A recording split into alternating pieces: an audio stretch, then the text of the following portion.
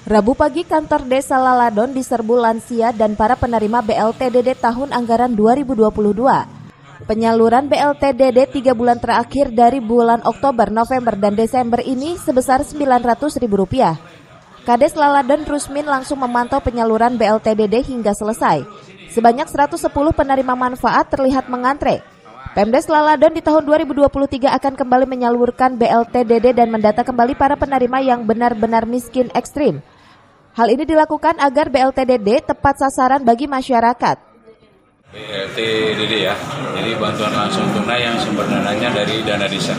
Nah ini 3 bulan, hari ini kita bagikan 300 per bulan berarti 900.000 penerimanya. Ada KPM, jumlah KPM ada 110. 110. Terus lansia atau umum Pak?